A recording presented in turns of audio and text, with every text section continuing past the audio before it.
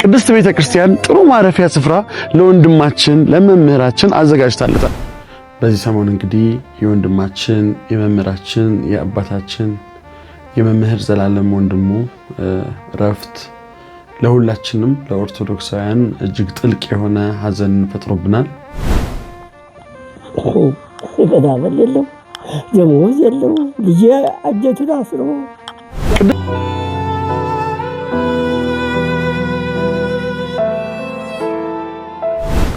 ሰላምና ጤና ለእናንተ ይሁን። በመላው ዓለም ያላችሁ ውድ የኢትዮጵያ ኦርቶዶክስ ተዋሕዶ ቤተክርስቲያን እምነት ተከታዮች የዩቲዩብ ቻናላችን ቤተሰቦች በዚህ ሰሞን እንግዲህ የወንድማችን የመምህራችን የአባታችን የመምህር ዘላለም ወንድሙ ረፍት ለሁላችንም ለኦርቶዶክሳውያን እጅግ ጥልቅ የሆነ ሐዘን ፈጥሮብናል። ብዙዎቻችሁ መምህር ዘላለም ወንድሙ ሲያስተምር ተመልክታችኋል። በትምህርቱም አብዛኛዎቻችን እንገረም እንደነቅና በነፍሳችን እንጽናና እንበረታ ነበር። መምህር ዘላለም ወንድሙ በኢትዮጵያ ኦርቶዶክስ ተዋሕዶ ቤተክርስቲያን ካሉ አገልጋዮች በብዙ ነገር የተለየ አገልግሎት ጸጋ ያለው መምህራችን ነው።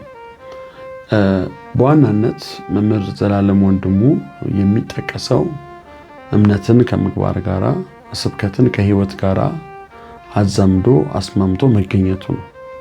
ይህም ደግሞ በተለይም ደግሞ በኢትዮጵያ ኦርቶዶክስ ተዋሕዶ ቤተክርስቲያን አገልጋዮች ዘንድ ምዕመናን አይደለም አገልጋዮች እንኳን የሚያከብሩት የሚፈሩት ወንድም ነው። ምክንያቱም በእርሱ ህይወት ውስጥ ያለ ፍጹም የሆነ የክርስቶስ ህይወት ስለሆነ ማለት ነው። ብፁዓን አባቶች፣ ሰባኪያን ወንጌል፣ ዘማሪያን ሁሉም በእኩል ያነቡለት በሆነ ሰፈር አሁን ኢትዮጵያ ውስጥ የተለመደ ነገር ምን አለ? የአንድ አካባቢ ሰው ሲሞት የሆነ ሰፈር ለቅሶ በሆነ ሰፈር ዝምታ አለ። ነገር ግን ይህ ተወዳጅ መምህራችን ረፍት በአራቱም ማዕዘን ያሉ በመላው ዓለም ያሉ የኢትዮጵያ ኦርቶዶክስ ተዋሕዶ ቤተክርስቲያን አማኞች አዝነዋል፣ እያለቀሱም ይገኛሉ። በተለይ ብፁዕ አባታችን አቡነ ቀውስጦስ ከወንድማችን ከመምህራችን ከመምህር ዘላለም ጋራ ጥልቅ የሆነ ግንኙነት እንዳላቸውና በብዙ ሚዲያዎች እንደሰማችሁት ለሱ ያላቸውን ፍቅር በዚህ መልኩ ሲገልጹ አይተናል፣ ሰምተናል። ገዳመል የለው ደሞዝ የለው ልጅ አጀቱን አስሮ ነው እሱ ወንጌል ሲሰብክ ነው የሞተው። ታላቅ ሰው ነው ያጣነው። እንደሱ ያለ ሰው ይተካል። መቼም ተስፋ አንቆርጥም ለዚች ቤተክርስቲያን። እንግዲህ እንዳያችሁት ነው ብፁዓን አባቶች ያነቡለት ያለቀሱለት ለወንድማችን ለመምህር ዘላለም ወንድሙ ነው። መምህር ዘላለም ወንድሙ ምንድነው የሚለየው ስንል ሁሉ ነገር ሆኖት ኖሮት ነገር ግን ሁሉ እንደሌለው ራሱን ባዶ ያደረገ ታላቅ መምህር መሆኑ ነው። ለምሳሌ ዛሬ ጥቂት ነገር በመናገራችን ብዙዎች የክብር ስም እንፈልጋለን። መጋቢ ሐዲስ፣ መጋቢ ሃይማኖት፣ መጋቢ ምስጢር የሚሉ ስሞችን እንዲሰጠን እንሻለን እንፈልጋለን።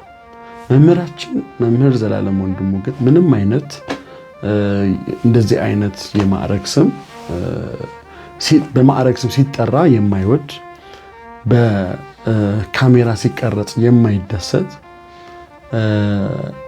ወንድም ነው። በጣም የሚገርመው በጣም የሚያስደንቀው መምህር ዘላለም ወንድሙ ለ30 ዓመት በቆየ የወንጌል አገልግሎት ውስጥ አንድም ቀን አበል ተቀብሎ አበል ተከፍሎ የማያውቅ የተሰጠኝን በነፃ እሰጣለሁ ብሎ በክርስቶስ ኢየሱስ የታመነና ያመነ ወንድም ነው። በተለይ በአዲስ አበባ ባሉ አብዛኛው አድባራት የመምህር ዘላለም ወንድሙ ትምህርት በብዙ ወጣቶች በብዙ እናቶች ዘንድ ደርሷል። ለዚህም ነው ብዙ ወጣቶች ያነበሩት። ለምሳሌ በየካ ደብረ ሳህል ቅዱስ ሚካኤል የቃና ዘገሊላ በዓል እጅግ ደማቅ እንደሆነ የሚታወቅ ነው። በዚህ የቃና ዘገሊላ በዓል ላይ ወንድማችን መምህራችን መምህር ዘላለም በሺዎች የሚቆጠሩ ወጣቶች ያለው ትልቅ ማህበር አለ። ታቦትን የሚያጅቡ ማህበራት ማለት ነው ወጣቶች የነርሱ የበላይ ጠባቂ ከ18 እና ከ20 ዓመት በላይ እነዚህን ወጣቶች በመሰብሰብ የሚታወቅ ወንድማችን ነው። መምህር ዘላለም ወንድሙ የሚገርመው ነገር በአራቱም የኢትዮጵያ ማዕዘናት ጫፎች ላይ በወንጌል አገልግሎቱ የታወቀ የደረሰ ወንድም ነው። እኔ በግሌ የማቀውና ከእርሱ ጋርም በነበረኝ ቅርርብ የማቀው ብዙዎች እንዲያወሩለት የማይፈልገው እሱ ግን ሲያደርጋቸው የኖሩ ነገሮች አሉ። ወደ ሐመር እና ወደ ጋምቤላ ጫፍ እየሄደ ብዙ ነፍሳትን ለክርስቶስ ኢየሱስ ቤተክርስቲያን እንዲማረኩ እንዲገቡ አድርጓል። ብዙዎችንም አስጠምቋል። በተለይ ከብፁዕ አባታችን አቡነ ዕንባቆም ጋር የነበረው ወዳጅነት በጣም ይደንቃል፣ በጣም ይገርማል። እንግዲህ መምህራችን መምህር ዘላለም ወንድሙ ከብፁዕ አባታችን አቡነ ዕንባቆም ጋር የነበረው ፍቅር በብዙ ብፁዓን አባቶች የታወቀ ነው።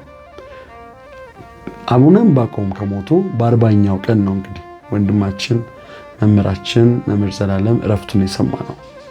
ነገር ግን አቡነ ዕንባቆምን እንደ ምሳሌ ጠቀስን እንጂ እጅግ ሁሉም ሊቃነ ጳጳሳት መምህር ዘላለም ወንድሙ ባለበት አውደ ምሕረት እድሉን የሚሰጡት ለሱ ነው። ግሸን ደብረ ከርቤ፣ እንጦጦ ማርያም፣ እንጦጦ ኪዳነ ምሕረት፣ 4 ኪሎ ካቴድራል ቅድስት ሥላሴ፣ ቅድስተ ቅዱሳን ቅድስተ ማርያም፣ ቅዱስ ጊዮርጊስ፣ ባህታ ለማርያም 4 ኪሎ በሁሉም አድባራት ላይ በነበሩ ክብረ በዓላት ላይ ወንድማችን ብዙዎችን ያስተምር ነበር።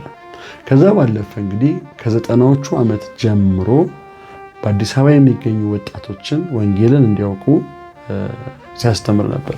ለዚህም ማረጋገጫ ብዙዎቻችን በቲክቶክ የምናውቀው ወንድማችን ያያ ዘለታ ይህንን ማስረጃ አቅርቦልናል። ተመልከቱትና እንመለስ። ይህ እጄ ላይ ያለው አጀንዳ ከኔ ጋር ምን ያህል ዓመት የቆየ ይመስላችኋል? አታምኑኝም። ይህ አጀንዳ ከኔ ጋር ከ20 ዓመት በላይ ቆይቷል። እዚህ አጀንዳ ውስጥ ተመልከቱ። ከ1992 እስከ 1993 ድረስ የስብከት ትምህርት ከዲያቆን ዘላለም ይላል። ለመጀመሪያ ጊዜ ቤተክርስቲያን ሲሄድ ቃለ እግዚአብሔር ያስተማረኝ ዲያቆን ዘላለም ነው። እንደምታዩት የተማርኩበትን ደብር ጽፋለሁ። ደብረ ምሕረት ቅዱስ ሚካኤል ማለት ይሄ በዘልማድ ከርቸሌ ሚካኤል ወይም ደግሞ አፍሪካ ህብረት ጋር ያለው ቅዱስ ሚካኤል ነው። ዲያቆን ዘላለም ወንድሙ ይላል። ቀን 20/07 1992 ዓ.ም 11 ሰዓት ከ25 ከ06 ሰከንድ ይላል። ርዕሱ እነሆ በዓይኖች ታየዋለህ እንጂ አትበላውም የሚል ሁለተኛ ነገሥት ምዕራፍ 7 ቁጥር 2 ላይ እና ይሄ አጀንዳ ከኔ ጋር ከ20 ዓመት በላይ ቆይቷል። እዚህ አጀንዳ ላይ ያለው የዲያቆን ዘላለም ትምህርት ብቻ ነው። ከመሃል አንድ ገብቼ ላሳያችሁ። እዚህ ጋር ስጋ ሁሉ ጸሎትን ወደምትሰማ ወደ አንተ ይመጣል ይላል። የዳዊት መዝሙር 64 ቁጥር 2 ነው። ዲያቆን ዘላለም ወንድሙ ደብረ ሰባት ቅዱስ እስጢፋኖስ ቤተክርስቲያን ነው። 11 ሰዓት ላይ ነው። ቀኑ 3/11 ወር 1992 ዓ.ም ይላል። ቀይና በአረንጓዴ ያደረግን እንደዚህ ነበር የዲያቆን ዘላለምን ትምህርት የምንማረው። እንደዚሁም ደግሞ በህይወት የማረሳው አይምሮ ውስጥ ተቀምጦ ያለው ትምህርት የዲያቆን ዘላለም ትምህርት ይሄ ትምህርት ነው። ይሄ በህይወት የማረሳው ትምህርት ነው። ይሄ 1993 ዓመተ ምህረት ነው። ቀን 14 5ኛ ወር ነው። ዲያቆን ዘላለም ወንድሙ ይላል። እስጢፋኖስ ቤተክርስቲያን ነው። አንቺ ሴት ካንቺ ጋራ ምን አለኝ? የዮሐንስ ወንጌል ምዕራፍ 2 ቁጥር 40 ላይ 11 ሰዓት ተኩል ነው የጀመረው። ይሄ ትምህርት ለ3 ክፍል ለ4 ክፍል ያለ ትምህርት ነው። እንዲህ ያሸበረቀን በቀይ በአረንጓዴ እየጻፍን ያስተማረን ነው እና እንደዚህ በቀላል ነፍሴ ማር የምንለው ወንድም አይደለም ዘላለም።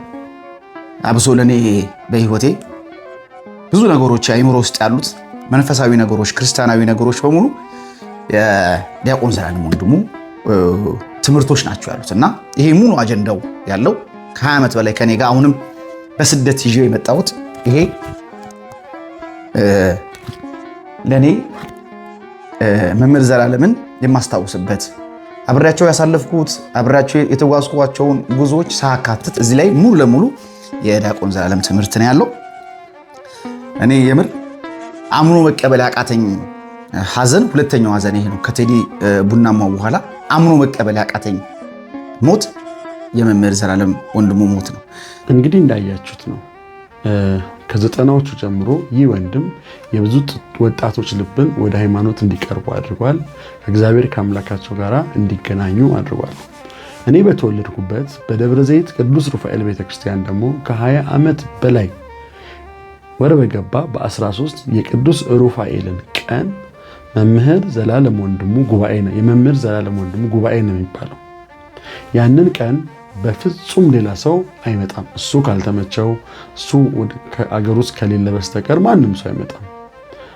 አብዛኛዎቻችን የደብረ ዘይት ቅዱስ ሩፋኤል ሰንበት ተማሪዎች፣ የደብረ ዘይት ቅዱስ ሩፋኤል አገልጋዮች፣ ወጣቶች፣ የአጥቢያው ምዕመናን የእሱ ትምህርት ውጤቶች ነን። እኔም በራሴ በወንጌል አገልግሎት እንድነሳሳና ቅድስት ሥላሴ መንፈሳዊ ኮሌጅ ገብቼ ዛሬ ነገረ መለኮቱን ትምህርት እንድማር መነሻ የሆነኝ የመምህር ዘላለም ወንድሙ የስብከተ ወንጌል አገልግሎት ነው። ለዚህም ማረጋገጫው እኔ ነኝ። እንግዲህ የደብረ ዘይት ቅዱስ ሩፋኤል ብዙ ነገር አድርጓል። ወንድማችን በቀብር በሐዘኑም ደግሞ አጠቃላይ የደብረ ዘይት ቅዱስ ሩፋኤል ማህበረ ካህናት በእናቱ ቤት ተገኝተው በሰበታ አጽናንተዋል። ሰንበት ተማሪዎችንም ጨምሮ እንዳያችሁት ነው። እንግዲህ ይህ ተወዳጅ ወንድም ተወዳጅ መምህር እንግዲህ አርፏል። በጣም በአጭር ዘመን እድሜ ቆይታው ግን የሰራው ታሪክ ብዙ ነው። ብዙ ቅዱሳን፣ ብዙ ሐዋርያት እድሜያቸው አጭር ነው። ጌታችንም ኢየሱስ ክርስቶስ 33 ዓመት ከ3 ወር ነው ያስተማረው በዚህ ምድር ላይ የኖረው። ነገር ግን ያስተማረው 3 ዓመት ተኩል ነው። በ3 ዓመት ተኩል የወንጌል አገልግሎት ግን እጅግ ብዙ ድንቅ ነገሮችን አስተምሮናል። ዛሬም ድረስ በሕይወታችን እንማራለን። የመምህር ዘላለም ወንድሙም እንደዚህ ነው። ለወዳጆቹ እጅግ መጽናናትን እንመኛለን። ሐሙስ ሁላችንም ከአየር መንገድ ጀምረን በቦሌ መድኃኔዓለም ከዛም በመስቀል አደባባይ ከዛም ደግሞ ወደ ቅድስት ሥላሴ ቤተክርስቲያን ሄደን ወንድማችንን እንሸኛለን። በረከት ረድኤቱ ይደርብን። እሱን የሚተካ እሱን የሚመስሉ አገልጋዮችን እግዚአብሔር ይተካልን። እግዚአብሔር ይባርካችሁ። ፍቅራችሁን ለሱ ያላችሁን ነገር ኮመንት መስጫው ላይ ስጡ። ላይክ እያደረጋችሁ ቪዲዮን ለብዙዎች አዳርሱልን። ወስብሐት ለእግዚአብሔር።